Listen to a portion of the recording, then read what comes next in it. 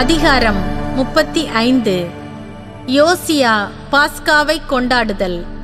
பின்னர் யோசியா எருசலேமில் ஆண்டவருக்காக பாஸ்கா விழாவை கொண்டாடினார். முதல் மாதத்தின் 14ஆம் நாளில் அவர்கள் பாஸ்கா பலி செலுத்தினார்கள். அவர் குருக்களுக்கு அவர்களது பணிமுறையை பிரித்து கொடுத்து ஆண்டவரின் இல்லப்பணியில் அவர்களை ஊக்குவித்தார். அடுத்து அவர் இஸ்ரவேலர் அனைவருக்கும் போதனை செய்தவர்களும் ஆண்டவருக்காக தங்களையே தூய்மையாக்கி கொண்டவர்களுமான லேவியரை நோக்கி, இஸ்ரவேல் அரசர் தாவீதின் மகன் சாலமோன் கட்டி எழுப்பிய திருக்கோவிலில் புனித பேழையை வையுங்கள். உங்கள் தோள்களில் அது ஒரு சுமையாக இருத்தலாகாது. இப்பொழுது உங்கள் கடவுளாம் ஆண்டவருக்கும் அவருடைய மக்களாகிய இஸ்ரேலுக்கும் பணிபுரியுங்கள். இஸ்ரேல் அரசர் தாவீதும் அவருடைய மகன் சாலமோனும் எழுதியுள்ளவாறு குடும்ப வாரியாகவும் பகுதி வாரியாகவும் உங்களையே தயார் செய்து கொண்டு நீங்கள் உங்கள் சகோதரராகிய மற்ற மக்களின் பிரிவிற்கேற்ப பகுதி பகுதியாக திருத்தலத்தில் நில்லுங்கள். அங்கே பாஸ்கா பலி செலுத்தி உங்களையே தூய்மையாக்கிக் கொள்ளுங்கள்.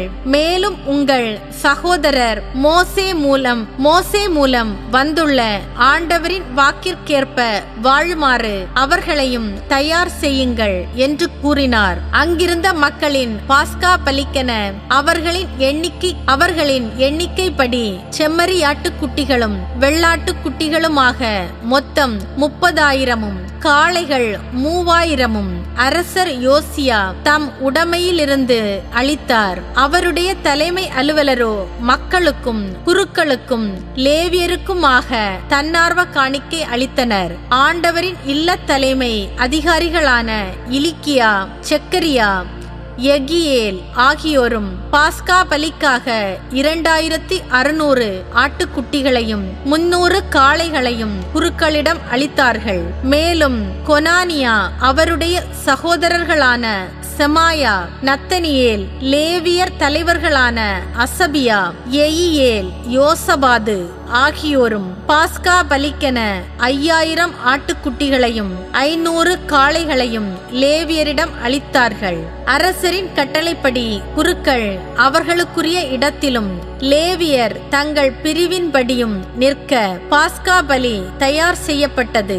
அவர்கள் பாஸ்கா பலிக்குரிய ஆட்டுக்குட்டிகளையும் வெட்டினார்கள். குருக்கள் அவற்றின் குருதியை தங்கள் கைகளில் பிடித்து தெளிக்க லேவியர் அவற்றை தோலுரித்தனர். மேலும் மோசேயின் நூலில் எழுதியுள்ளவாறு மக்கள் ஆண்டவருக்கு எரிபலி செலுத்துமாறு அவர்களுடைய மூதாதையர் குடும்ப முறைமைப்படி ஆடுகளையும் காளைகளையும் பிரித்து கொடுத்தனர்.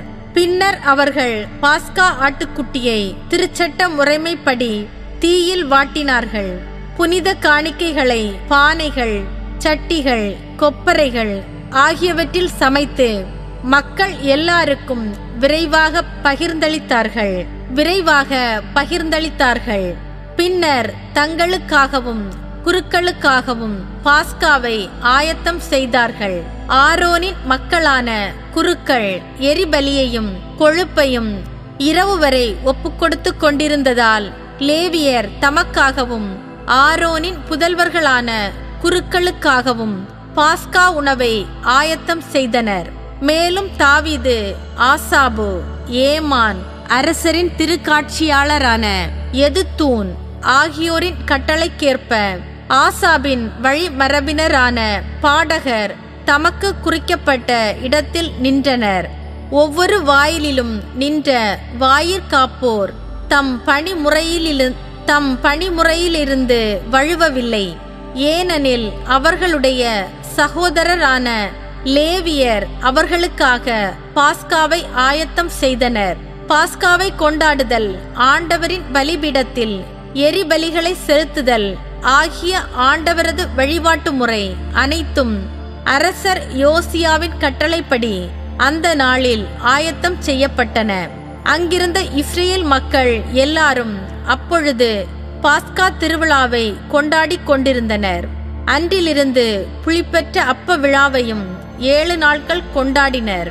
இறைவாக்கினர் சாமுவேலின் காலந்தொட்டு இன்று வரை இஸ்ரேலில் இதுபோன்று பாஸ்கா விழா நடைபெற்றதில்லை.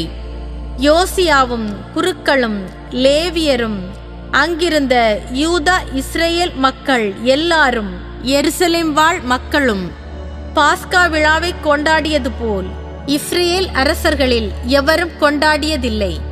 யோசியா ஆட்சியேற்ற 18ஆம் ஆண்டில் இப்பாஸ்கா விழா கொண்டாடப்பட்டது. யோசியாவின் இறப்பு.